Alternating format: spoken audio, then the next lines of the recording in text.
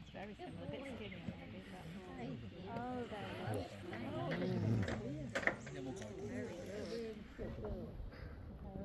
Wendy, you'll get a better view from here. Good boy.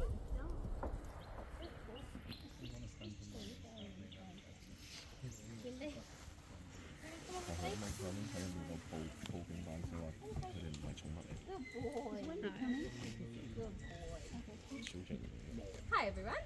Sorry, I'm running a little bit late. So my name's Celeste. I'm one of the keepers here at Cleland Wildlife Park. So firstly, thank you for coming to the Devil Talk. Are you not going to join us today? He's going to wait for dinner. He knows that something better is behind the door.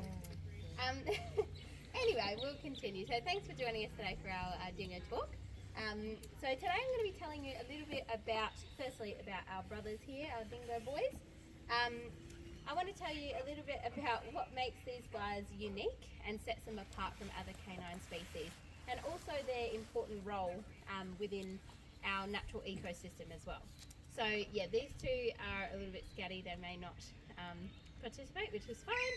We just let them do what they want to do. Good boy. Next. Good boy. So at the moment I'm just giving them some bits of chicken heart. There might be a little bit of, oh, that's a giblet. Do you want a giblet? No.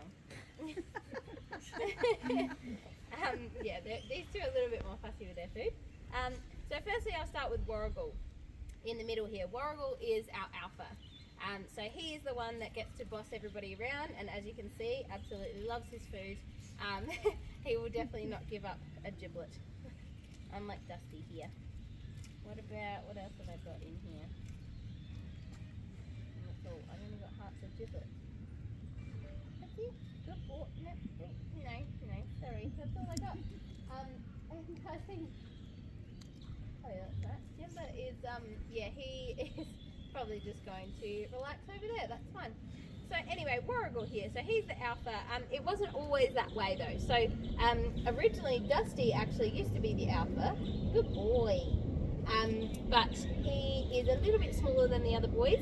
And so when he stopped growing and Warrigal continued to grow, he then challenged Dusty for that position, and they've been like this ever since. So these boys are 8 years old, and they've been in the park since they were about 3 months old. So they've been here a long time. Good boy, Dusty. Good boy. And then we have Jumbo over there, relaxing. He is 3rd in ranking, and he's pretty happy with that. So he tends to just like having pats, and you know, he's patient with his food. He doesn't mind waiting. So that's why he is last, even though he is the biggest out of the 3. But yeah, his personality is pretty chill. Giblet? Yep. Good boy. Alright, so some of the things that set these guys apart from your, actually all other canine species. Firstly, these guys are more closely related to wolves than your domestic or feral dogs that you might see today.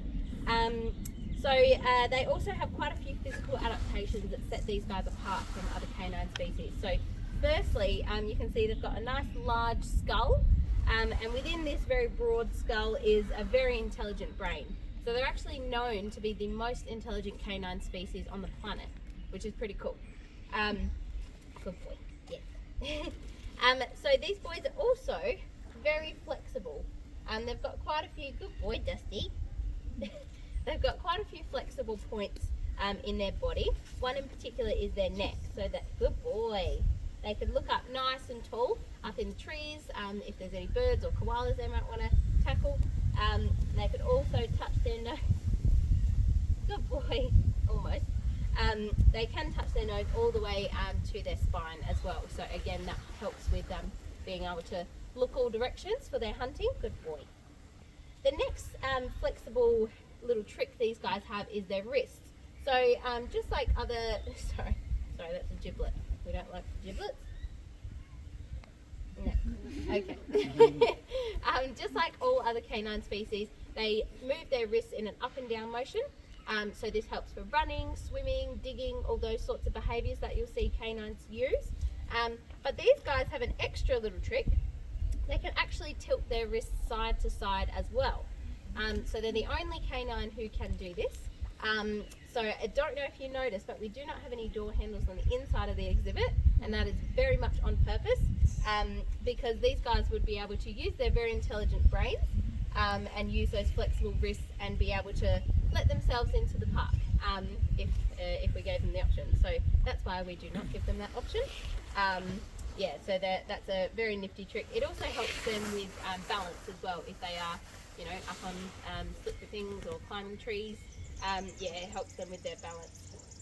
So the next little flexibility trick that these guys have is their hips. So they can actually partially dislocate or disjoint their hips. Yeah, it sounds pretty brutal. But they can do this with a fair amount of ease. And the reason for this is that, again, for hunting, if they're going into any burrows or in any caves, if they're hunting in any caves, this means that they know that if their head can fit through, then they can disjoint their hips to the width of their head, so that they can make sure the rest of their body will fit through as well, so they're not at risk of being stuck in a burrow or in a cave. So yeah, very, very handy trick, that one. And the last adaptation, oh good boy, that I'll talk about is their rib cage. So they've got a rather long rib cage. It's much longer than a canine that would be relative size to these guys.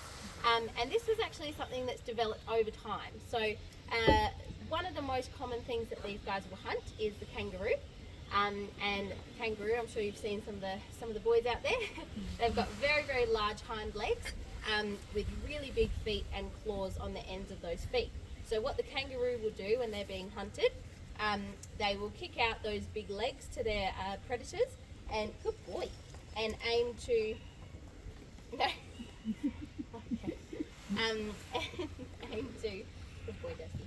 They will aim to kick out and try and cut down the middle of their predator, exposing very important vital organs that these guys need to survive. So, by having this extended rib cage, it means that if they were to sustain a blow like that from a kangaroo, although, you know, not ideal, it is far less likely to be fatal. Yeah, so it is definitely one of the most important things that these guys have adapted. Hello, I know, I'm sorry, I've only got the giblets or the hearts.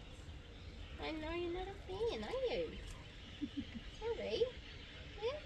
Oh, good boy, you settle for a heart. Oh, no, it's a... Good boy. That's okay. That's alright. So you probably have noticed that all of these physical adaptations that I've been talking about are all helping these guys with one particular task, which is hunting. So these guys are apex predators, so they're at the top of their natural food chain. The only unfortunate predator that these guys do, you know, have to face is us humans. So unfortunately, that is their threat. Good boy. So we'll see if Jemba wants to have any. You guys have had lots. Hey, Jem, you want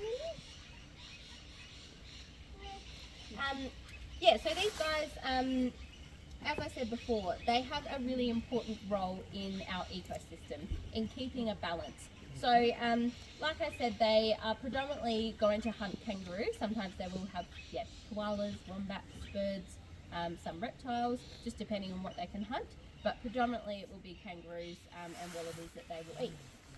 Now, although an awesome Australian native, kangaroos and wallabies can very easily become overpopulated, and so when this happens, this means that all those smaller animals underneath them, you know, your betons, bandicoots, potoroos, all those sort of animals, they're going to lose a lot of their food source and their homes as well. So by these guys being around and keeping the numbers of the kangaroos steady and at a good pace, then that means all those smaller animals underneath are also going to have a nice chance of survival. So that's why these guys are really important to have around in our environment. Yeah, so it is unfortunate that they do have to, you know, sustain issues with shooting, trapping, baiting, those sorts of things. They are protected in some states, but in a lot of states, SA being one of them, it's still not illegal to be getting rid of these animals. Yeah, so that is quite unfortunate, but hopefully one day all states will be on the same page and and agree that it is really important to, you know, keep these guys nice and safe. That's all I've got. It's empty. I know. What a bummer. So now that I've gotten to the end of their treats and he knows that, I'm going to get their dinner. So yeah, you guys on your plate though. Oh, you stay silly. Okay, good boy.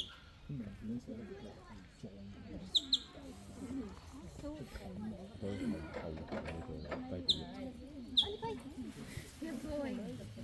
Good boy. Are you going to go on your plate now? Come on. On your plate. Yeah, good boy. On your plate. There you go. Good boy. All right. So, we'll start with the outer.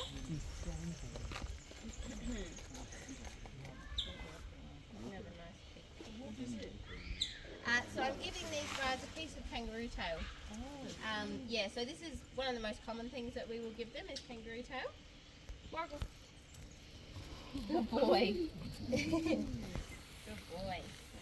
Good enough. Dusty. Good boy, very gentle.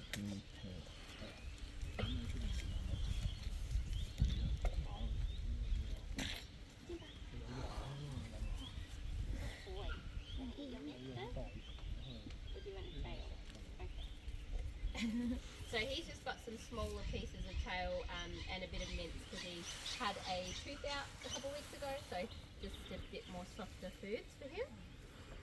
But he still likes the bones, so yeah. Hey, go do some in. So, thank you all for coming. If anybody does have any questions, please shout out. At 3 o'clock I'll be up at the Tassie Devil Talk doing that one as well. So, yeah, thank you for coming. Thank you.